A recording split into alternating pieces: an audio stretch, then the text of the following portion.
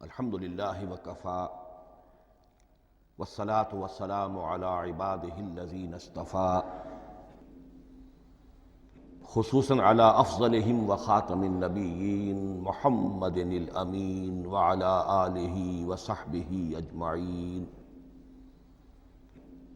اما بعد فقد قال اللہ تبارک وتعالی کما ورد فی سورۃ الزخرف اعوذ باللہ من الشیطان الرجیم بسم اللہ الرحمن الرحیم حامیم والکتاب المبین انا جعلناہ قرآنا عربیا لعلکم تعقلون وَإِنَّهُ فِي أُمِّ الْكِتَابِ لَدَيْنَا لَعَلِيٌّ حَكِيمٌ وقال تبارک وتعالی كما ورد في سورة الواقعة فلا اقسم بمواقع النجوم وإنه لقسم لو تعلمون عظيم إنه لقرآن كريم في كتاب مكنون لا يمسه إلا المطهرون تنزيل من رب العالمين وقال عز وجل كما ورد في آخر سورة الفجر بل هو قرآن مجيد في لوح محفوظ صدق الله العظيم رب اشرح لي صدري ويسر لي امري واحلل عقدة من لساني يفقهوا قولي اللهم ربنا الهمنا رشدنا واعذنا من شرور انفسنا اللهم ارنا الحق حقا وارزقنا اتباعه وارنا الباطل باطلا وارزقنا اجتنابه اللهم ارحمنا بالقرآن العظيم واجعله لنا اماما ونورا وهدى ورحمة اللهم ذكرنا منه ما نسينا وعلمنا منه ما جهلنا وارزقنا تلاوته آناء الليل وآناء النهار واجعله لنا حجة يا رب العالمين آمین۔ تعارف قرآن کے ضمن میں سب سے پہلی بات جو سمجھنے کی ہے وہ یہ کہ قرآن مجید کے بارے میں ہمارا اجمالی عقیدہ کیا ہے۔ یہ تین جملوں پر مشتمل ہو سکتا ہے۔ ہمارے نزدیک قرآن اللہ کا کلام ہے جو محمد الرسول اللہ صلی اللہ علیہ وسلم پر نازل ہوا، اور تیسرے یہ کہ یہ مکمل محفوظ شکل میں موجود ہے بنوعاً، اس میں نہ کوئی تحریف ہوئی ہے نہ کوئی تبدیلی ہوئی ہے۔ یہ کم سے کم تین اجزاء ہیں ہمارے عقیدے کے قرآن مجید کے بارے میں۔ لیکن اب اس کی کچھ علمی توضیحات۔ سب سے پہلے یہ کہ کلام ہونا، اس کا اللہ کا کلام ہونا، اس لیے کہ آپ کے علم میں ہے کہ تورات جو حضرت موسیٰ علیہ السلام کو دی گئی تھی وہ لکھی ہوئی شکل میں پتھر کی تختیوں پر لکھی ہوئی صورت میں دی گئی تھی، اور قرآن مجید کی تنزیل جو محمد رسول اللہ صلی اللہ علیہ وسلم پر ہوئی ہے وہ ایک مختلف صورت میں ہوئی ہے۔ اس کو قرآن مجید خود اللہ کا کلام قرار دیتا ہے۔ چنانچہ سورہ توبہ کی آیت ہے، آیت نمبر 6، وَإِنْ أَحَدٌ مِّنَ الْمُشْرِكِينَ اسْتَجَارَكَ فَأَجِرْهُ حَتَّى يَسْمَعَ كَلَامَ اللَّهِ ثُمَّ أَبْلِغْهُ مَأْمَنَهُ۔ جب ہجرت کے 9ویں سال آخری وارننگ دی گئی تھی مشرکین عرب کو کہ اب صرف تمہیں چند مہینے کی مہلت دی جا رہی ہے، اس دوران میں آخری فیصلہ کر لو اسلام قبول کرنا ہے یا نہیں، اس لیے کہ اس کے بعد مشرکین عرب کے لیے کوئی رعایت نہیں ہوگی۔ جو لوگ اسلام قبول نہیں کریں گے انہیں تہہ تیغ کر دیا جائے گا۔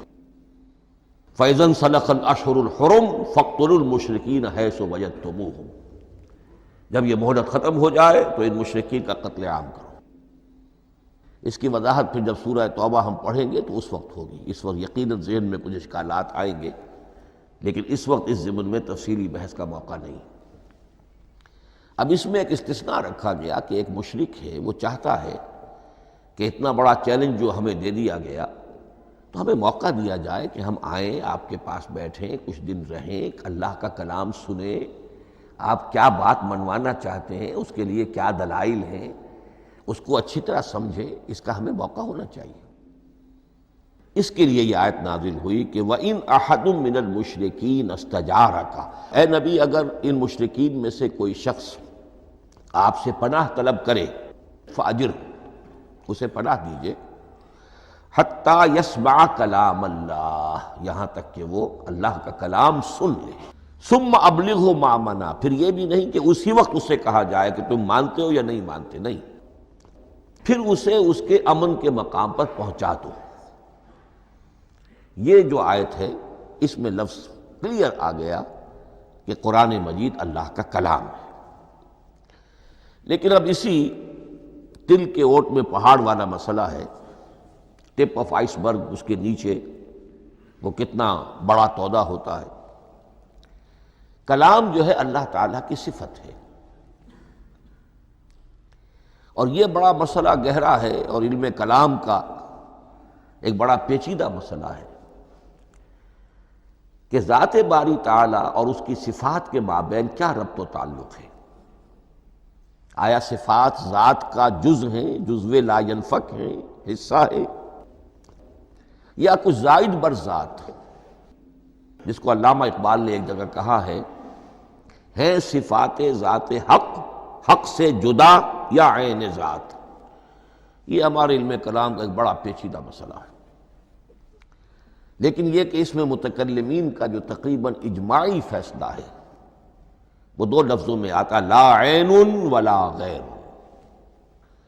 اللہ کی صفات نہ تو اس کی ذات کا عین ہے نہ اس کی ذات سے غیر ہے۔ بہت پیچیدہ شکل ہے، اور یہ بھی اس وقت کا میرا موضوع نہیں ہے، میں صرف کسی اور موضوع کے لیے صرف حوالے دے رہا ہوں۔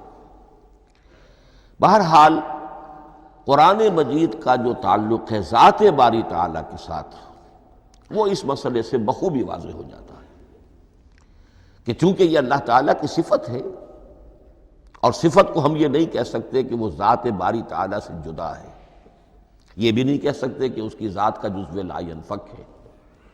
کچھ اسی طرح کا تعلق ہے قرآن مجید کا ذات باری تعالیٰ کے ساتھ، لیکن یہ مسئلہ قرآن مجید میں خود بیان ہوا، اور سورہ حشر کی آیت میں تو یہ فرمایا گیا، اللہ تعالیٰ نے اپنے اس کلام کی عظمت کو یوں بیان کیا، وہ عظمت کما ہیا، جیسے کہ وہ فی الواقع ہے، اور جس کا کہ گویا کہ پورا ادراک ہمارے لیے اپنی بہت سی محدودیتوں کی وجہ سے ممکن نہیں ہے۔ لیکن ایک تمثیل کے پیرائے میں سمجھایا، لو انزلنا ھذا القرآن علی جبل لرأیتہ خاشعا متصدعا من خشیۃ اللہ وتلک الامثال نضربها للناس لعلہم یتفکرون۔ اگر ہم نے اس قرآن کو کسی پہاڑ پر اتار دیا ہوتا تو تم دیکھتے کہ وہ دب جاتا اور پھٹ جاتا اللہ کے خوف سے۔ اور یہ مثالیں ہیں جو ہم لوگوں کے لیے بیان کرتے ہیں تاکہ وہ غور کریں، تدبر کریں، سمجھیں۔ ما لا یدرک کلہ لا یترک کلہ، اگرچہ بتمام و کمال عظمت قرآن کا فہم ان کے لیے ممکن نہیں ہے، لیکن کسی درجے میں تو کچھ انعکاس اس کا ہو جائے، کچھ اندازہ ہو جائے، انسان اپنی ذہنی سطح کے اعتبار سے، اس کی مناسبت سے کسی درجے میں عظمت قرآن کا اندازہ کر لے، تو اللہ تعالیٰ کے ان الفاظ کو سامنے رکھے کہ لو انزلنا ھذا القرآن علی جبل لرأیتہ خاشعا متصدعا من خشیۃ اللہ۔ اب اس آیت کو سمجھنے کے لیے سورہ اعراف کی آیت نمبر 143 کو سمجھنا ہوگا، اسی اصول کے تحت کہ القرآن یفسر بعضہ بعضا، قرآن کا ایک حصہ دوسرے حصے کی تشریح کرتا ہے۔ وہاں یہ واقعہ بیان ہوا ہے کہ حضرت موسیٰ علیہ السلام کو جب اللہ تعالیٰ نے کوہ طور پر طلب فرمایا 30 راتوں کے لیے، جس میں بعد میں 10 کا اضافہ کر کے وہ ایک 40 رات کا ایک کورس بنا، دن رات، اس موقع پر جو مخاطبہ الہی، مکالمہ الہی سے مشرف ہوئے حضرت موسیٰ علیہ السلام، تو ان کی آتش شوق بھڑکی اور انہوں نے بڑی جرأت کر کے یہ درخواست کر دی، رب ارنی انظر الیک، پروردگار مجھے اپنا دیدار بھی عطا فرما، مجھے موقع عنایت فرما، میں تجھے دیکھ سکوں۔ یہ ان کی وہ آتش شوق کا مسئلہ ہے۔ لیکن جواب کیا ملا؟ لن ترانی، تو مجھے ہرگز نہیں دیکھ سکتے۔ وَلَٰكِنِ انظُرْ إِلَى الْجَبَلِ فَإِنِ اسْتَقَرَّ مَكَانَهُ فَسَوْفَ تَرَانِي۔ لیکن ظاہر بات ہے کہ حضرت موسیٰ علیہ السلام کو بات سمجھانے کے لیے کچھ مشاہدہ بھی کرانا تھا۔ فرمایا تم مجھے نہیں دیکھ سکتے، البتہ اس سامنے کے پہاڑ پر نگاہ جماؤ، ہم اس پر اپنی ایک تجلی ڈالیں گے۔ یہ اگلی الفاظ کے اندر وضاحت ہے، میں یہاں پہلے سے بیان کر رہا ہوں سمجھانے کے لیے۔ اگر وہ پہاڑ ہماری اس تجلی کو، تجلی کسے کہتے ہیں؟ جلا، روشنی، تو اللہ تعالیٰ کی طرف سے کوئی خاص اس کے نور کا جب پرتو ہوتا ہے کسی شے پر تو وہ اس کی تجلی ہے۔ ہم اپنی ایک تجلی اس پہاڑ پر ڈالیں گے، اگر وہ اس کو جھیل جائے، اپنی جگہ کھڑا رہ جائے، تو تم سمجھنا کہ شاید تم بھی ہمیں دیکھ سکو۔ فَلَمَّا تَجَلَّى رَبُّهُ لِلْجَبَلِ، اب یہاں وہ لفظ آ گیا، جب اللہ نے تجلی اپنی پہاڑ پر ڈالی، جَعَلَهُ دَكًّا وَخَرَّ مُوسَىٰ صَعِقًا، وہ پہاڑ ریزہ ریزہ ہو گیا اور حضرت موسیٰ بے ہوش ہو کر گر گئے۔ اب یہ بے ہوش ہو کر گر جانا، جبکہ وہ تجلی براہ راست بھی نہیں ہے، بالواسطہ ہے۔ مشاہدہ جو کر رہے حضرت موسیٰ وہ بالواسطہ ہے، تجلی پہاڑ پر ہے، لیکن یہ کہ اس کا بھی بالواسطہ اس کا جو ہوا ہے، اس کی جو تاثیر ہوئی حضرت موسیٰ علیہ السلام پر کہ وہ اس کی تاب نہ لا سکے اور بے ہوش ہو کر گر گئے۔ یہاں سے یہ بات سمجھ میں آتی ہے کہ یہ تجلی یہ ذات باری تعالیٰ تھی جس نے کوہ طور کو جلا کر بھسم کر دیا یا ٹکڑے ٹکڑے کر دیا، ریزہ ریزہ کر دیا۔ اب ذات الہی کے ساتھ جو تعلق ہے کلام الہی کا، اور یہ صفت جو لا عین ولا غیر کے درجے میں ہے ذات کے ساتھ، تو وہی تاثیر اس کلام الہی کی بھی ہے۔ لَوْ أَنزَلْنَا هَذَا الْقُرْآنَ عَلَى جَبَلٍ لَرَأَيْتَهُ خَاشِعًا مُتَصَدِّعًا مِنْ خَشْيَةِ اللَّهِ وَتِلْكَ الْأَمْثَالُ نَضْرِبُهَا لِلنَّاسِ لَعَلَّهُمْ يَتَفَكَّرُونَ۔ اس حقیقت کو اس دور میں میں اپنے مطالعے کی محدودیت کا اعتراف کرتے ہوئے عرض کر رہا ہوں کہ میرے نزدیک جس قدر پرشکوہ انداز میں علامہ اقبال نے بیان کیا ہے، اسی کیفیت کو وہ شاید اس کی کوئی مثال نہ مل سکے۔ فاش گویم آنچ در دل مضمر است، یہ کتابیں نیست چیزیں دیگر است۔ میں صاف ہی کہہ دیتا ہوں جو میرے دل میں چھپی ہوئی بات ہے۔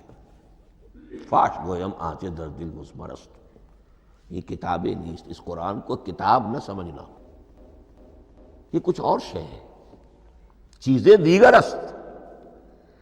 اب وہ چیزیں دیگر کیا ہے؟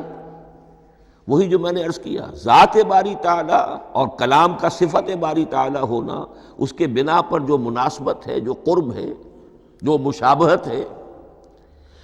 مثل حق پنہاؤ ہم پیداستو، زندہ و پائندہ و گویاستو۔ اس کلام میں اللہ تعالیٰ کی ساری صفات کا انعکاس موجود ہے۔ یہ بات ویسے بھی سمجھ میں آتی ہے، کوئی شخص ذرا گفتگو کرے، چند جملے جب وہ ادا کرے گا اپنی زبان سے، تو معلوم ہو جائے گا کہ اس کے فہم کا، اس کی دانش کا، اس کے مطالعے کا حدود اربع کیا ہے اور اس کے ذہن کی سطح کیا، سمجھ میں آ جائے گی بات۔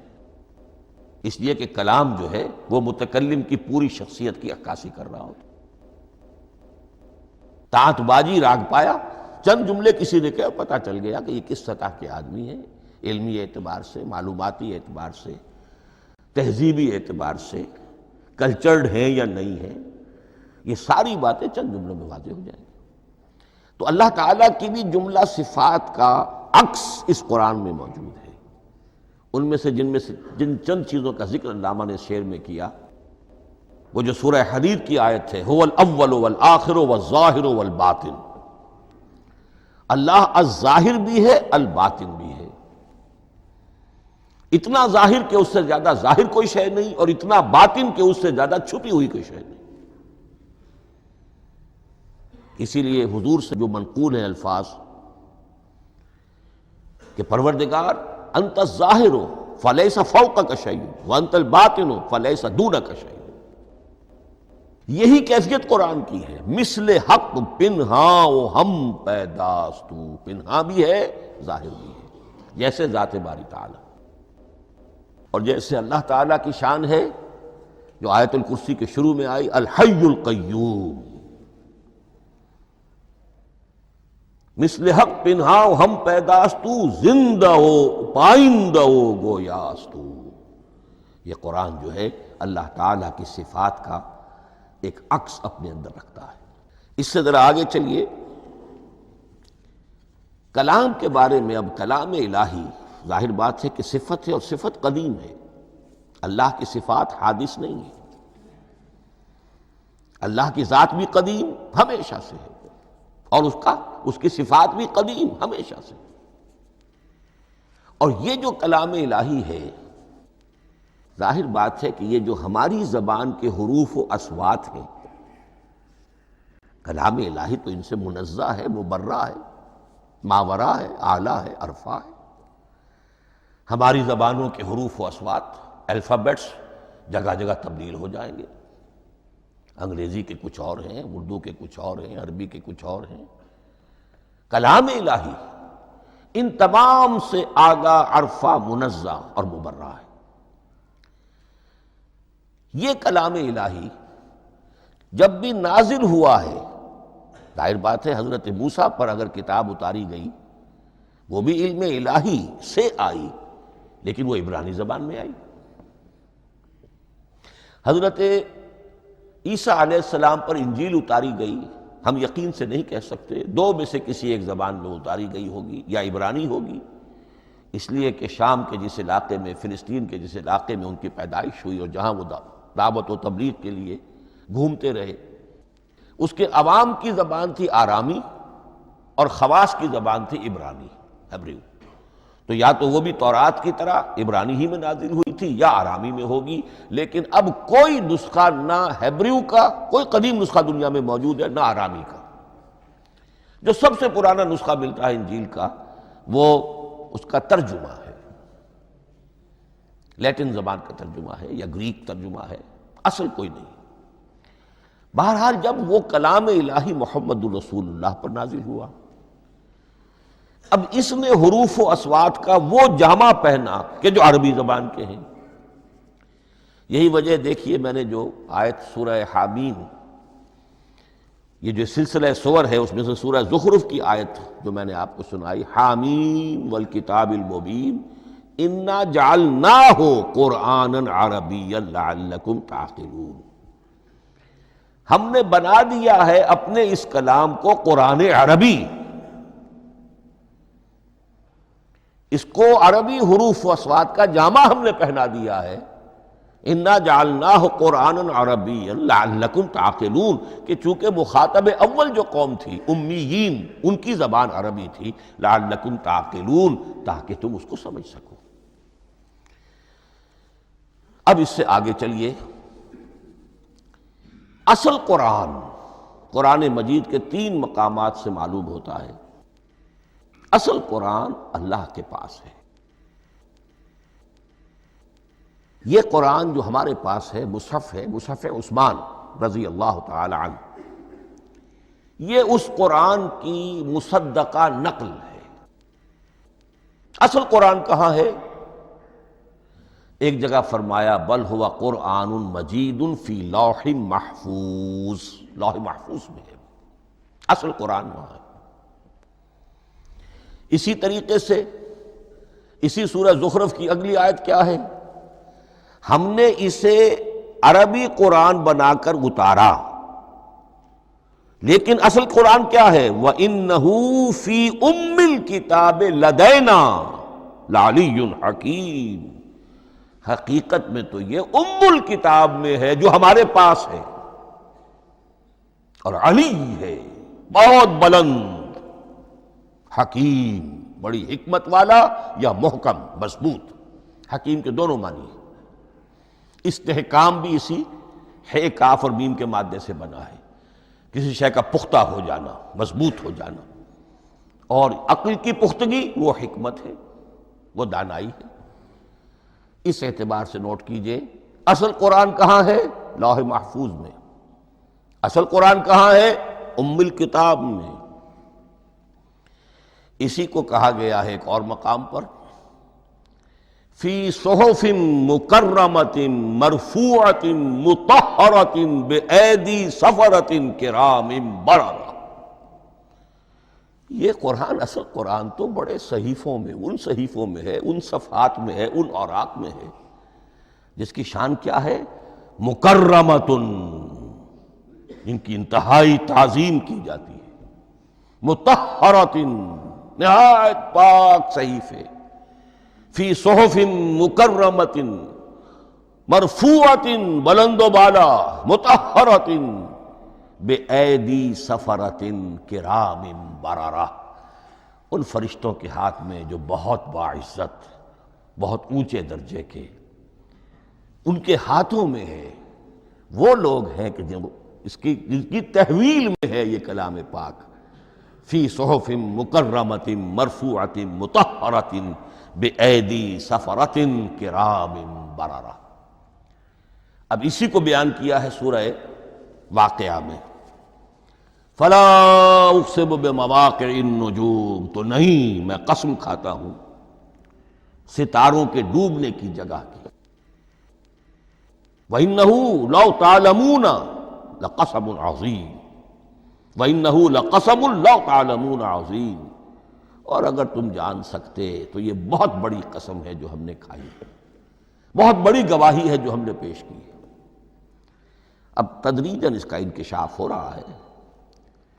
یہ آج جو تصور ہے بلیک ہولز کا، اس سے کچھ اندازہ ہوتا ہے یہ ستارے کہاں ڈوب جاتے ہیں۔ بڑے بڑے ستارے نسیم منسیہ ہو جاتے ہیں، ستارے نہیں، پوری گیلیکسیز اس میں گم ہو جاتے ہیں۔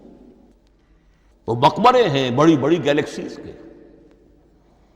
فلا اقسم بمواقع النجوم وانہ لقسم لو تعلمون عظیم انہ لقرآن کریم، یہ قرآن ہے بہت باعزت، فی کتاب مکنون، اور یہ اس کتاب میں جو چھپی ہوئی ہے۔ یہ لؤلؤ مکنون کا لفظ آتا ہے قرآن مجید میں، جیسے موتی ہوتے ہیں انہیں چھپا کر رکھا جاتا ہے ڈبیوں میں، مخملی ڈبیوں کے اندر موتیوں کو، اسی طریقے سے فی کتاب مکنون، لا یمسہ الا المطہرون، وہ صحیفے بھی بہت مطہرہ تھے اور ان کو چھو نہیں سکتے مگر وہی جو انتہائی پاک ہیں، ملائکہ مقربین، جن کے قریب سے بھی ہو کر معصیت یا گناہ کا کوئی تصور تک نہیں گزر سکتا، وہ ہیں جو اس کو چھوتے ہیں، ان کے ہاتھوں میں ہے، ان کی تحویل میں ہے۔ یہ ہے وہ چیزیں کہ جس سے اندازہ ہوا کہ اصل قرآن کہاں ہے۔ یہ جو ہمارے پاس ہے در حقیقت یہ نقل مطابق اصل ہے، مصدقہ نقل ہے۔ اب اس میں آپ سے عرض کر دوں کہ ایک بہت خوبصورت بات ہمیں جو ملتی ہے، تورات میں جو استثناء، جو صفر استثناء ہے، ڈیوٹرانومی، اس کے 18ویں باب میں 18ویں اور 19ویں آیات جو ہیں اس میں ذکر موجود ہے، میں ان کے لیے انہی کے بھائیوں میں سے تیری مانند ایک نبی برپا کروں گا۔ اللہ تعالیٰ کلام فرما رہے ہیں یہاں حضرت موسیٰ علیہ السلام سے، آج بھی موجود ہے۔ اولڈ ٹیسٹمنٹ، ڈیوٹرانومی یا کتاب استثناء، سفر استثناء، اس کا 18واں باب، اس کی 18ویں اور 19ویں آیات، جب چاہیں جا کر دیکھ لیں۔ میں ان کے لیے ان کے بھائیوں ہی میں سے تیری مانند ایک رسول اٹھاؤں گا، میں ان کے لیے انہی کے بھائیوں میں سے تیری مانند ایک نبی برپا کروں گا اور اپنا کلام اس کے منہ میں ڈالوں گا، اور جو کچھ میں اس سے کہوں گا وہی وہ ان سے کہے گا۔ یہ ہے جو پیشین گوئی ہے محمد الرسول اللہ صلی اللہ علیہ وسلم کی۔ اور یہاں وہ فرق واضح کر دیا گیا، اے موسیٰ، تم سے تو یا تو ہم نے کلام کیا ہے یا تمہیں جو کتاب دی ہے وہ لکھی ہوئی دی ہے۔ لیکن جو نبی تیری ہی مانند میں برپا کروں گا. اب اس میں بھی نوٹ کرنے کی بات ہے کہ حضرت موسیٰ کے مشابہ نبی اکرم صلی اللہ علیہ وسلم کے سوا کوئی نبی نہیں. صاحب کتاب وہ بھی تھے، صاحب کتاب محمد بھی ہیں، صاحب امت وہ بھی تھے، اور صاحب امت محمد رسول اللہ تیری مانند. صاحب شریعت، حضرت عیسیٰ صاحب شریعت نہیں تھے، شریعت موسوی ہی کو نافذ کرنے کے لیے آئے تھے. ان کی حیثیت دین موسوی کے مجدد کی تھی. ویسے نبی تھے، اللہ کے فضل و کرم سے نبی تھے، اس میں کوئی شک نہیں، رسول تھے. لیکن یہ کہ ان کے کام کی نوعیت کیا تھی؟ اس لیے کہ کوئی نئی شریعت لے کر نہیں آئے. اب بھی انجیل میں الفاظ موجود ہیں، don't think I have come to destroy law. جو موزائک لا جسے یہ کہتے ہیں، شریعت موسوی، وہ تم پر نافذ رہے گی، تم اس کی پابندی کرو گے. چونکہ صاحب شریعت رسول یا موسیٰ یا محمد صلی اللہ علیہ وسلم علیہ الصلوۃ والسلام، تو میں ان کے بھائیوں میں سے، اب بھائی کون ہوں گے؟ ظاہر بات ہے بنی اسرائیل، ان کے کزنز کون ہیں؟ بنی اسماعیل. بنی اسرائیلی تو جو بھی نبی ہے وہ انہی میں سے ہے، ان کے بھائیوں میں سے. تو بھائی تو ہوگا، ان کا کزن ہوگا. اب وہ کون ہے؟ بنی اسماعیل. تو ان کے بھائیوں میں سے گویا کہ غیر اسرائیلی جو ان کے قریب ترین قرابت دار ہوں گے وہ بنو اسماعیل ہیں. تیرے مانند صاحب شریعت نبی میں برپا کروں گا، لیکن اس پر جو میرا کلام اترے گا وہ کس شکل میں اترے گا؟ میں اپنا کلام اس کے منہ میں ڈالوں گا، اور پھر وہ جو کچھ کہے گا وہ وہی کہے گا جو میں نے کہا ہے. اب اس کے حوالے سے ایک بہت اہم بات سمجھ لیجئے، اور قرآن مجید کے دو اہم مقامات کی وضاحت اس سے ہو جائے گی. یہ کلام اللہ، قرآن مجید میں اس کو قول جبرائیل بھی کہا گیا ہے. کلام اللہ حضرت جبرائیل کے ذریعے سے جب ادا ہوا ہے تو قول جبرائیل ہے، اور پھر جب وہ محمد الرسول اللہ کی زبانی ادا ہوا تو قول رسول ہے، قول محمد ہے صلی اللہ علیہ وسلم. یہ قول اللہ بھی ہے، قول جبرائیل بھی ہے، اور قول محمد بھی ہے بیک وقت. یہ بات دیکھیے سورۃ تکویر، اذا الشمس کورت، انہ لقول رسول کریم ذی قوت عند ذی العرش مکین مطاع ثم امین وما صاحبکم بمجنون. یہ یہاں پر حضرت جبرائیل کا ذکر ہو رہا ہے. وما ہوا بقول شیطان الرجیم، محمد تک اس قرآن کو لانے والا تو وہ بلند پائے کا فرشتہ ہے، یہ کوئی شیطان رجیم نہیں ہے. اس لیے کہ مکے والوں نے کہہ دیا تھا ہو سکتا ہے کوئی بدروح آئی ہو محمد پر، اور اس بدروح نے کوئی الٹی سیدھی بات سکھا دی ہو. نہیں، انہ لقول رسول کریم. یہاں رسول کریم کون ہے؟ حضرت جبرائیل. انہ لقول رسول کریم ذی قوت عند ذی العرش مکین، بڑی قوت والا اور جس کا بڑا اونچا مقام اور مرتبہ ہے عرش والے کے قریب. ذی قوت عند ذی العرش مکین مطاع ثم امین. وہ فرشتوں کے مطاع ہیں، فرشتے ان کی اطاعت کرتے ہیں، فرشتوں کے سردار ہیں، اور پھر ساتھ ہی پورے امین ہیں. جبرائیل امین یہ ہم لفظ استعمال کرتے ہیں. اور اس کے بعد آگے جا کے فرمایا وما ہوا بقول شیطان الرجیم، یہ کسی شیطان رجیم کا قول نہیں ہے. اب یہاں اس سورہ تکویر میں قرآن کو قول جبرائیل قرار دیا گیا. لیکن سورۃ الحاقہ میں چلیے، اس کے آخر میں آتا ہے انہ لقول رسول کریم وما ہوا بقول شاعر قلیلا ما تؤمنون ولا بقول کاہن قلیلا ما تذکرون تنزیل من رب العالمین. یہاں اب رسول کریم سے مراد محمد الرسول اللہ صلی اللہ علیہ وسلم. یہ کسی شاعر کا قول نہیں ہے، کسی کاہن کا قول نہیں ہے، یعنی جس کے زبانی یہ قرآن لوگوں کے سامنے آ رہا ہے. جبرائیل کا قول ہو کر تو محمد پر نازل ہوا صلی اللہ علیہ وسلم، لیکن اب لوگوں کے سامنے وہ قول محمد بن کر آ رہا. انہ لقول رسول کریم وما ہوا بقول شاعر قلیلا ما تؤمنون ولا بقول کاہن قلیلا ما تذکرون تنزیل من رب العالمین. تو قرآن مجید کلام اللہ ہے، پھر وہ قول جبرائیل بنا، جب جبرائیل نے آ کر محمد کو سنایا، اور پھر وہ قول محمد بنا جب محمد کی زبان مبارک سے لوگوں نے اسے سنا، اہل عرب نے سنا، اور پھر وہ بات پھیلتی چلی گئی۔ اب آخری بحث اس موضوع پر جو ہے وہ یہ ہے، کلام الہی کی 3 صورتیں ہیں جو قرآن مجید میں سورہ شورى کی آیت نمبر 51 میں بیان ہوئی ہے۔ وَمَا كَانَ لِبَشَرٍ أَن يُكَلِّمَهُ اللَّهُ، کسی بشر، کسی انسان کی یہ حیثیت نہیں ہے، مقام نہیں ہے کہ اللہ اس سے کلام کرے۔ یہ نہیں کہا کہ اللہ کے لیے ممکن نہیں ہے، نہیں، اللہ کے لیے تو ہر شے ممکن ہے، لیکن کسی بشر کا یہ مقام نہیں ہے کہ اللہ اس سے کلام کرے۔ مخلوق ہے، بشر ہے۔ ما کان لبشر ان یکلمہ اللہ الا اب 3 شکلیں آئیں، الا وحیا او من وراء حجاب او یرسل رسولا فیوحی باذنہ ما یشاء انہ علی حکیم۔ 3 صورتیں ہیں کلام الہی کی۔ یا تو براہ راست اللہ وحی کرتا ہے بغیر کسی فرشتے کی درمیان میں ذریعہ بنائے ہوئے، اسی کا نام الہام ہے، اسی کا نام تحدیث ہے۔ یہ غیر نبی کے ساتھ بھی ہوتا ہے۔ حضور نے فرمایا ہر نبی کی امت میں محدث ہوتے تھے جن سے اللہ کلام کرتا تھا، اور میری امت کا محدث عمر ہے رضی اللہ تعالی عنہ۔ محدث نہیں، محدث کے معنی ہے علم حدیث کا ماہر۔ امام بخاری محدث ہیں، امام مسلم محدث ہیں۔ محدث تحدیث سے مفعول بنا، جس سے بات کی جاتی ہے۔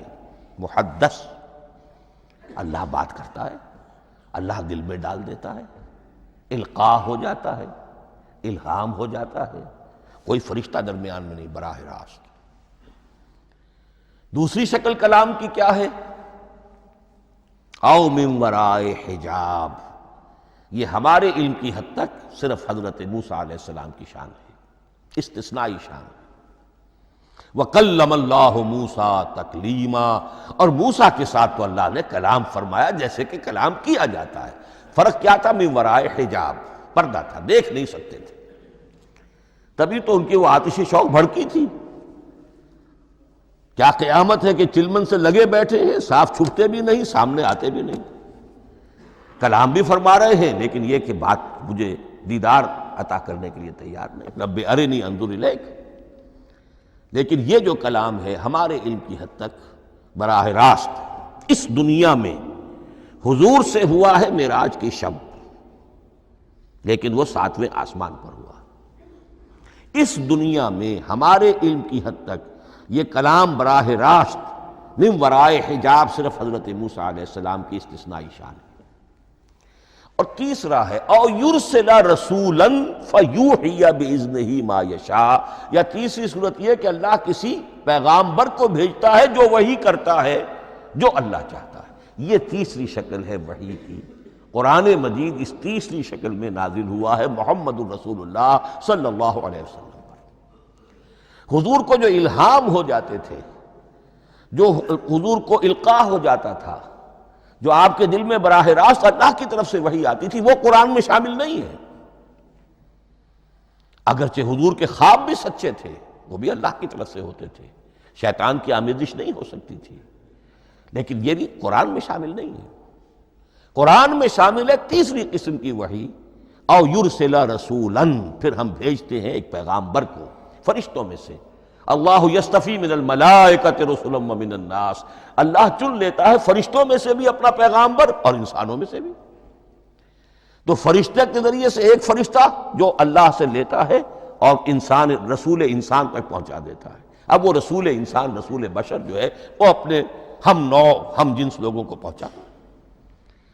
تو اللہ یصطفی من الملائکۃ رسلا ومن الناس، یہاں وہی بات فرمائی او یرسل رسولا فیوحی باذنہ ما یشاء، پھر وہ وحی کرتا ہے اللہ کے حکم سے جو اللہ چاہتا ہے۔ یہ کلام الہی کی یہ تیسری شکل ہے جو محمد الرسول اللہ صلی اللہ علیہ وسلم پر نازل ہوا اور وہ ہے قرآن حکیم۔ اب ایک اور بحث جو علمی ہے وہ یہ ہے کہ حضور پر جو اس کا نزول ہوا اس کی کیفیات کیا تھی۔ دو الفاظ استعمال ہوتے ہیں، انزال بھی اور تنزیل بھی۔ ان دونوں میں فرق کیا ہے اس کو نوٹ کر لینا چاہیے۔ لغوی اعتبار سے جان لینا چاہیے، نزل ینزل کسی کا خود اترنا، نازل ہونا، اترنا۔ انزل ینزل دفعتاً اتار دینا، کسی اور نے کسی شے کو دفعتاً نیچے اتار دیا۔ یہی مفہوم نزلہ کے ساتھ بے لگ جائے تو آ جاتا ہے، با کے ساتھ نزلہ بہی، یہ اتارنے کے مفہوم میں آئے گا۔ لفظی ترجمہ یہ بھی کر سکتے وہ اترا اس شے کے ساتھ۔ نزل بہ الروح الامین، اس کو لے کر نازل ہوا خود روح الامین فرشتہ علی قلبک، اے محمد صلی اللہ علیہ وسلم آپ کے قلب مبارک پر۔ تو نزل بے اور انزال اس کے معنی ایک ہی ہے، لیکن اگلا لفظ ہے تنزیل، نزل ینزل تنزیلا، اس کے معنی ہے رفتہ رفتہ، تدریجاً، نجماً نجماً، تھوڑا تھوڑا کر کے، وقفے وقفے سے اتارنا۔ جیسے عربی میں اعلام کہیں گے کسی کو کچھ بتا دینا، باخبر کر دینا، مطلع کر دینا، بھائی مطلع کر دیا میں نے، اب تم جانو تمہارا کام، یہ اعلام کہلائے گا۔ تعلیم کسے کہتے ہیں؟ سکھانا، درجہ بدرجہ، دیکھنا اس کی استعداد کیا ہے، آج یہ کیا بات سمجھ سکتا ہے، میں اتنے ہی درجے تک سمجھاؤں، اب کل میں اسے مزید سمجھاؤں گا، پرسوں مزید سمجھاؤں گا۔ یہ درجہ بدرجہ کسی شے کو سمجھانا، یہ تعلیم ہے۔ تو انزل ینزل انزالا، یہ ہے اتار دینا دفعتاً، اور نزل ینزل تنزیلا، یہ ہے تدریجاً اتارنا۔ اب قرآن مجید کے لیے یہ دونوں الفاظ مستعمل ہیں، لیلۃ القدر اور لیلۃ المبارکہ۔ اب یہ دو بھی نوٹ کر لیجئے، قرآن مجید میں چونکہ اہم مضامین کم سے کم دو جگہ پر ضرور آتے ہیں۔ انا انزلناہ فی لیلۃ القدر،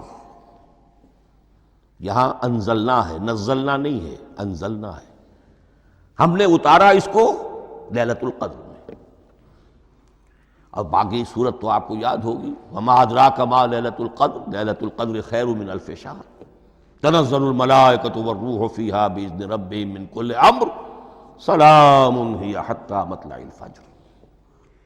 لیکن یہ اہم مضمون قرآن مجید میں دوسری جگہ بھی ہے۔ سورہ دخان کے شروع میں فرمایا حامیم والکتاب المبین انا انزلناہ فی لیلۃ مبارکۃ انا کنا منذرین فیہا یفرق کل امر حکیم امرا من عندنا انا کنا مرسلین رحمتا من ربک انہ هو السمیع العلیم۔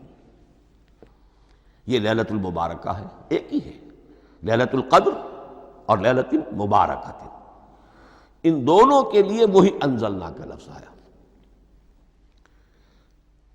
لیکن یہ کہ سابقہ کتابوں کے اعتبار سے قرآن مجید کا فرق واضح کیا گیا ہے۔ مثلا سورہ نساء کی آیت نمبر 136 بہت نمایاں ہے، بہت نمایاں ہے۔ وہاں فرمایا گیا یا ایھا الذین آمنوا آمنوا باللہ ورسولہ والکتاب الذی نزل علی رسولہ والکتاب الذی انزل من قبل۔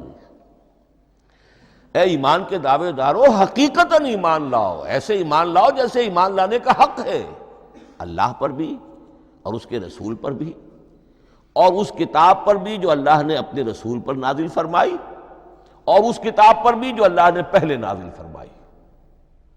لیکن نازل کے لیے یہاں آیا حضور کے لیے والکتاب الذی نزل علی رسولہ، تنزیل کی شکل میں، اور تورات کے لیے والکتاب الذی انزل من قبل، وہ تو دفعۃ واحداً لکھی ہوئی تختیوں کی شکل میں حضرت موسیٰ علیہ السلام کو دے دی گئی تھی۔ تو یا ایھا الذین آمنوا آمنوا باللہ ورسولہ والکتاب الذی نزل علی رسولہ والکتاب الذی انزل من قبل۔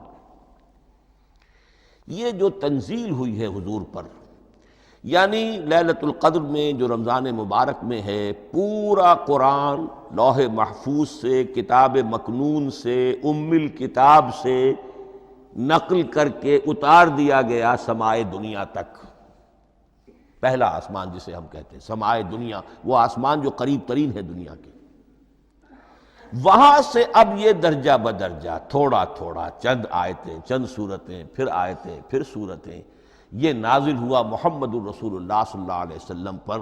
گویا کہ پہلا مرحلہ انزال کا ہے، پورا قرآن لوح محفوظ یا کتاب مکنون یا ام الکتاب سے نقل کر کے اتار دیا گیا سمائے دنیا تک۔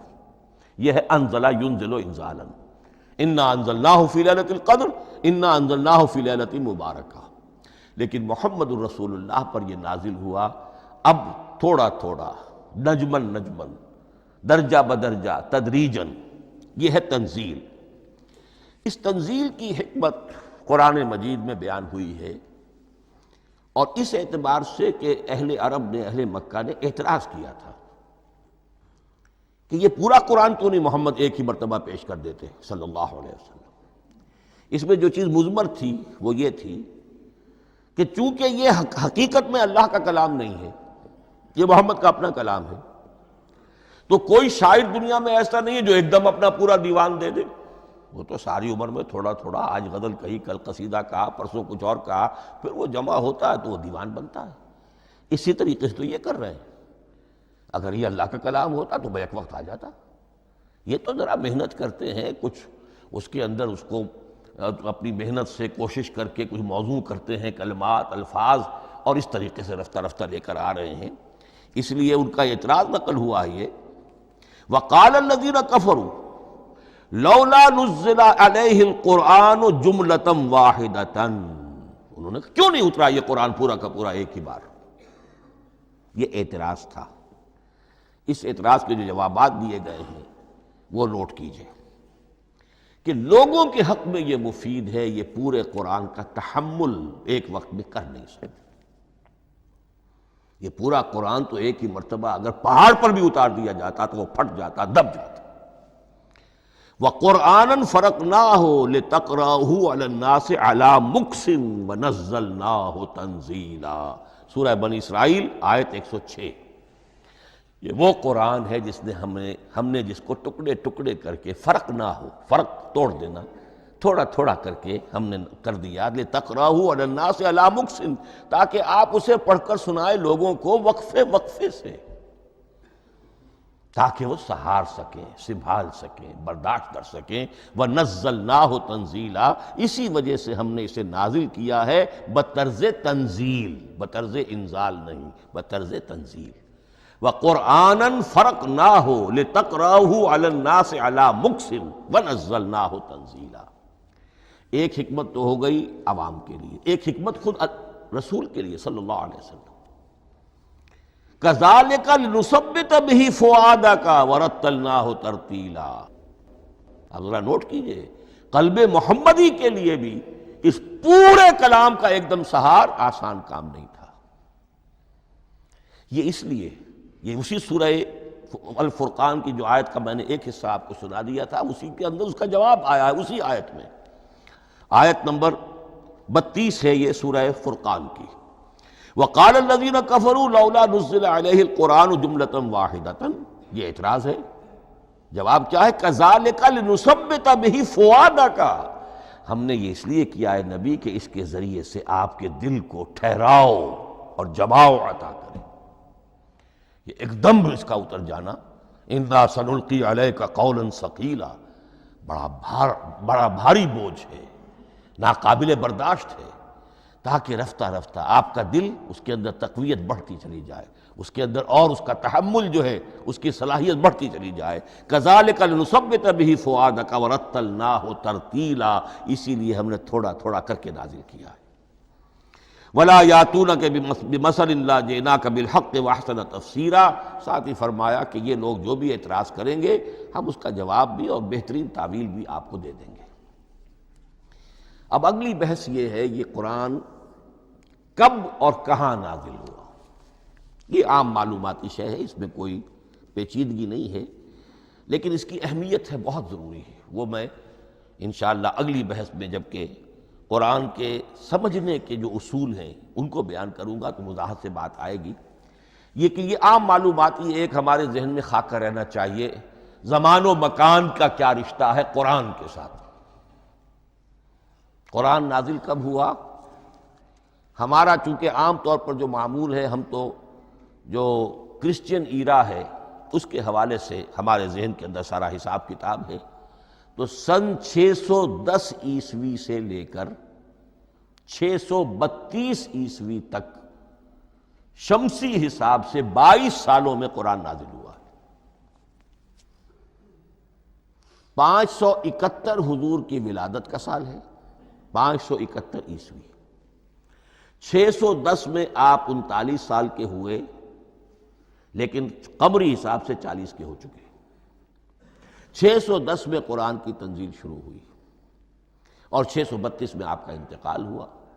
22 برس زمانی اعتبار سے نقشہ ذہن میں رکھیے، اور اسے ہم اگر دوسرے حساب سے کہیں گے تو عام الفیل، وہ جو ابرہہ آیا تھا بیت اللہ کو ڈھانے کے لیے، وہ سال عربوں میں بہت مشہور ہو گیا تھا، اور وہی سال حضور کی ولادت کا ہے، تو عام الفیل ہی میں حضور کی ولادت ہوئی، لہذا 40 عام الفیل میں قرآن مجید کا نزول شروع ہوا، اور 11 ہجری تک یہ 23 برس بنتے ہیں قمری حساب سے۔ ایک رائے یہ بھی ہے کہ قرآن کا نزول 20 برس میں ہوا ہے، اور اس میں وضاحت یہ ہے کہ پہلے 3 سال اللہ تعالیٰ نے ایک فرشتے کو، حضرت اسرافیل علیہ السلام کو مامور کیا تھا حضور کی تعلیم پر۔ دنیاوی اعتبار سے حضور نے کوئی تعلیم حاصل نہیں کی، آپ امی تھے، آپ نے دنیاوی اعتبار سے کسی کے سامنے زانو تلمس طے نہیں کیا، کہیں کوئی تعلیم حاصل نہیں کی، کہیں کوئی تحصیل علم نہیں کی، لیکن اللہ تعالیٰ نے علمہ شدید القوا، اللہ تعالیٰ نے جو کچھ انہیں سکھایا ہے، جو علم انہیں عطا کیا ہے، تو ایک روایت یہ ہے کہ 3 برس تک، اور اس کے بعد پھر قرآن نازل ہونا شروع ہوا، تو 20 برس تک قرآن نازل ہوا۔ لیکن وہ لوگ بھی مانتے ہیں کہ سورہ علق کی آیتیں نازل ہو چکی تھی، پھر 3 برس کا وقفہ ہے۔ سورہ علق کی آیتیں کیا ہیں؟ جو پہلی وحی ہے، اقرأ بسم ربک الذی خلق، خلق الانسان من علق، اقرأ وربک الاکرم الذی علم بالقلم، علم الانسان ما لم یعلم۔ گویا کہ بسم اللہ ہو رہی ہے محمد الرسول اللہ صلی اللہ علیہ وسلم کی تعلیم کی، اور جن گھرانوں میں یہ رواج ابھی تک چل رہا ہو، بسم اللہ بچوں کی کراتے ہیں، ایک تقریب کی شکل میں منعقد کرتے ہیں، ہمارے ہاں یہ رواج تھا، اب ہم چھوڑ چکے ہیں، کہ جو تقریب بھی حضور کی اور صحابہ کی زندگیوں سے ثابت نہ ہو، ہمیں کوشش کرنی چاہیے کہ ان تقریبات کا سلسلہ منقطع کریں۔ ما انا علیہ واصحابی، ہماری تقریبات جو ہیں وہ بس وہیں تک محدود رہنی چاہیے۔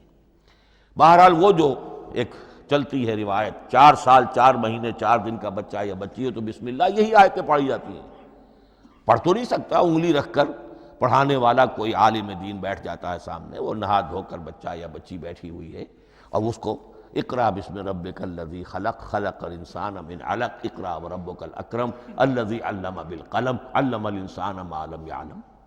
اب اس میں تو سارا پڑھنے پر زور ہے، حصول علم پر زور ہے، کسی تبلیغ کا حکم ہی نہیں، ابھی رسالت کا کوئی تذکرہ کچھ بھی نہیں، اس میں تو قیامت کا بھی کوئی ذکر نہیں۔ اب اس کے بعد روایت یہ ہے کہ 3 برس تک پھر حضرت اسرافیل دن رات حضور کے ساتھ رہے ہیں اور آپ کی تعلیم ہوئی ہے، اور پھر 3 برس کے بعد پھر وحی کا سلسلہ شروع ہوا ہے، واللہ عالم۔ لیکن یہ کہ جب سورہ اقرا نازل ہو چکی ہے اس کی 5 آیتیں، تو وہ 3 برس بھی اس کا وقفہ شمار ہوں گے، زمانہ نزول پھر وہی 23 برس رہے گا۔ اسی کے ساتھ میں نے عرض کیا تھا کہ دوسری بات یہ کہاں نازل ہوا قرآن۔ ایک لفظ میں تو یہ سمجھ لیجئے یہ حجاز میں نازل ہوا۔ حجاز جزیرہ نماء عرب کا ایک خاص حصہ ہے، پہاڑی سلسلہ، یوں سمجھ لیجئے، اس کو ذہن میں رکھیے۔ جزیرہ نماء عرب جو ہے وہ شمال سے جنوب کی طرف چوڑا ہوتا جاتا ہے، شمال میں شام اور عراق کی طرف جاتا ہے تو وہ تنگ ہے، پھر نیچے چوڑا ہو رہا ہے۔ اس کا جو مغربی ساحل ہے، جس پر جدہ کی بندرگاہ بھی ہے، ینبو کی بھی ہے، اس کے کہیں وہ ایک میدان شروع ہوتا ہے ساحل سے، کہیں وہ بہت مختصر ہے، کہیں خاصا چوڑا ہے، اس کو کہتے ہیں تہامہ۔ پھر ایک پہاڑی سلسلہ ہے، اس کو کہتے ہیں حجاز۔ یہ پہاڑی سلسلہ جو ہے اس کے بعد جو ہے وہ نجد کہلاتا ہے، وہ سطح مرتفع ہے، پلیچو۔ تو تو یہ تین حصے ہیں جزیرہ نما عرب کے جغرافیائی اعتبار سے. اور حجاز کہتے بھی ہیں پردے کو، حاجزن، پردہ جو دو چیزوں کے درمیان حائل ہو جائے. تو یوں سمجھیے کہ یہ فلیٹ ہے نجد کا، اور یہ فلیٹ ہے میدان، یہ ہے تہامہ کا، اور درمیان میں یہ پہاڑی سلسلہ کھڑا ہوا ہے. تو یہ گویا کہ ان دونوں کو جدا کر رہا، یہ حجاز ہے. اس حجاز ہی کا شہر مکہ ہے، اس حجاز ہی کا شہر مدینہ ہے، اس حجاز ہی کا شہر طائف ہے، اس حجاز ہی کی آخری ٹپ سمجھ لیجئے تبوک ہے. تو حضور صلی اللہ علیہ وسلم کی پوری زندگی آغاز وحی کے بعد سے لے کر وہ اسی علاقے کے اندر. پہلے آپ مکے میں تھے، قرآن مجید کی جو صورتیں اس دور میں نازل ہوئیں، یہ آیتیں نازل وہ مکیات کہلاتی ہیں. پھر آپ نے ہجرت کی، اور ہجرت کر کے جب آپ جا رہے تھے اس دوران میں بھی کچھ قرآن نازل ہوا اثناء ہجرت میں. پھر آپ مدینے تشریف فرما ہوئے، اب وہ ہم کہتے ہیں مدنی قرآن، لیکن مدنی قرآن سارا مدینے میں نازل نہیں ہوا. آپ کبھی جا رہے کسی مہم پر، کسی جنگ کے لیے، غزوہ بدر کے لیے آ گئے ہیں، تو وہاں جو آیات نازل ہو رہی ہیں وہ مدینے میں تو نہیں ہو رہی. براڈ تقسیم تو یہی ہے، مکی مدنی. ہجرت سے قبل جو کچھ نازل ہوا وہ مکی، ہجرت کے بعد جو کچھ نازل ہوا وہ مدنی. لیکن صرف مدنی کہنا صحیح نہیں ہے. اثناء سفر تبوک، اتنا طویل سفر ہے آپ کا، اس کے دوران آتے جاتے قرآن نازل ہوتا رہا. لیکن یہ بات نوٹ کر لیجئے کہ پورا قرآن حجاز ہی میں نازل ہوا ہے. یہ تمام شہر، یہ تمام علاقہ حجاز کہلاتا ہے. ایک اور بحث جو ہم اسی اپنی پہلی نشست میں مکمل انشاءاللہ کر لیں گے، وہ ہے محفوظیت قرآن کی بحث. میں نے عرض کیا تھا کہ تین چیزوں پر ہمارا عقیدہ مشتمل ہے. یہ اللہ کا کلام ہے، نمبر ایک. نازل ہوا محمد الرسول اللہ پر صلی اللہ علیہ وسلم. اسی لیے ہم نے کلام سے متعلق کچھ مباحث علمی گہرائی میں اتر کر وہ سمجھے. حضور پر اس کے نزول، انزال اور تنزیل کے مختلف مراحل کو سمجھا. اب اس کی محفوظیت کے اعتبار سے واقعہ یہ ہے کہ واحد کتاب ہے پوری دنیا میں، واحد کتاب جس کے بارے میں دشمن بھی تسلیم کرتے ہیں، چاہے وہ اسے اللہ کا کلام نہ مانے، لیکن یہ مانتے ہیں کہ بعین ہی وہ شے جو محمد نے اپنی امت کو دی تھی آج بھی امت کے پاس صحیح موجود ہے. ظاہر بات ہے اگر تو اسے اللہ کا کلام مانے، وہی مانے، تب تو مسلمان ہی ہو گئے. وہ تو یہی کہتے ہیں کہ بہرحال محمد نے چاہے خود لکھا، تصنیف کیا، جو بھی کچھ کیا، اس کو چھوڑ دیجئے، لیکن جو شے محمد نے اپنی امت کو دی تھی صلی اللہ علیہ وسلم، بعین ہی وہ شے موجود ہے. تو یہ محفوظیت قرآن کی جو ہے، جبکہ کوئی اور دنیا کی کتاب اس کی مدعی ہی نہیں. تورات والوں کا سرے سے یہ دعویٰ ہی نہیں ہے. وہ تورات تو گم ہو گئی تھی نبوکدنضر کے حملے کے وقت، اس کے بعد سے دنیا میں تورات کا وجود نہیں ہے. اور پھر 100 برس کے بعد اپنی یادداشتوں سے مرتب کی ہے یہ تورات جو آج ہمارے سامنے ہے. انجیل کا جیسا کہ میں عرض کر چکا ہوں، کوئی نسخہ جو ہے نہ عبرانی کا موجود ہے نہ آرامی زبان کا ہے. دنیا کی کوئی کتاب نہیں جو دعویٰ کر سکتی ہو. یہ قرآن جو شروع ہوتا ہے ذالک الکتاب لا ریب فیہ، یہ دعویٰ دنیا کی کسی اور کتاب نے خود کیا بھی نہیں. اس کی بھی جس قدر پرشکوہ الفاظ میں علامہ اقبال نے اس کی ترجمانی کی ہے، انہی کا حصہ ہے. حرف اورا ریب نئے، تبدیل نئے، آیش شرمندہ تعویل نئے. اس قرآن کے کسی حرف میں کوئی تحریف ہو جانا نہیں، امکان ہی نہیں. قطعی طور پر کسی لفظ کا بدل دیا جانا نہیں. حرف اورا ریب نئے، تبدیل نئے، اس میں کسی کا شک پر مبنی ہونا نہیں. آیش شرمندہ تعویل نئے. اس کی آیت کوئی بھی ایسی نہیں جسے تروڑا مروڑا جا سکے. یہ اپنی حفاظت خود کرتی ہے. لا یاتیہ الباطل من بین یدیہ ولا من خلفہ، حامیم السجدہ کی آیت نمبر 42. اس پر باطل حملہ آور ہو ہی نہیں سکتا. انا نحن نزلنا الذکر وانا لہ لحافظون، ہم ہی نے یہ الذکر نازل کیا ہے اور ہم ہی اس کی حفاظت کرنے والے ہیں. جہاں تک پہلے ٹکڑے کا تعلق ہے اس آیت مبارکہ کا، اس میں تو تورات بھی آئے گی. تورات کس نے نازل کی؟ اللہ نے نازل کی. انجیل کس نے نازل کی؟ اللہ نے نازل کی. انا انزلنا التوراۃ فیہا ھدی ونور. یہ سورہ مائدہ میں الفاظ ہیں۔ انجیل کے بارے میں بھی ہم نے انجیل عطا کی عیسیٰ کو، فیہ ہدی و نور، لیکن یہ کہ انا نحن نزلنا الذکر، اس کو اس قدر تاکید کے ساتھ کہہ کر وَإِنَّا لَهُ لَحَافِظُونَ، اور ہم ہی اس کے محافظ ہیں۔ لیکن اس موضوع پر اہم ترین مقام جو ہے قرآن مجید کا، وہ سورہ قیامہ کی یہ آیات ہے، لا تحرک بہ لسانک لتعجل بہ۔ جب قرآن نازل ہوتا تھا حضور جلدی جلدی زبان کو حرکت دیتے تھے، یاد کر لیں، مبادا کہیں بھول جاؤ، مبادا کوئی لفظ جو ہے تبدیل ہو جائے۔ یہ مشقت جو آپ جھیل رہے تھے، اس سے اللہ نے روک دیا از راہ شفقت اور محبت۔ لا تحرک بہ لسانک لتعجل بہ ان علینا جمعہ وقرآنہ، ہمارے ذمے ہے اس کو جمع کر دینا، آپ کے سینے میں جمع کر دیں گے اس کو۔ اور صرف جمع کرنا نہیں، قرآن، ترتیب۔ قرآن ہوتا ہے پڑھا جاتا ترتیب سے، یعنی ترتیب نزولی۔ یہ بعد میں ہماری علیحدہ بحث بھی آئے گی کہ ترتیب نزولی اور ہے، ترتیب مصحف اور ہے، یہ ترتیب بھی ہم کروا دیں گے، یہ بھی ہمارے ذمے ہے۔ ان علینا جمعہ وقرآنہ فاذا قرأناہ فاتبع قرآنہ، پھر جب ہم جس ترتیب سے پھر آپ کو پڑھائیں اسی ترتیب کی پیروی کیجیے۔ یہ جو ہے کہ قرآن کا جمع اور تدوین، یہ بھی اللہ تعالیٰ نے اس کی ضمانت لی، اور اس کی ترتیب بھی اللہ تعالیٰ ہی کی ضمانت سے ہے۔ اس اعتبار سے محفوظیت قرآن کی یہ دونوں پہلو ہمارے سامنے رہنے چاہیے۔ بارک اللہ لی ولکم فی القرآن العظیم ونفعنی وإیاکم بالآیات والذکر الحکیم۔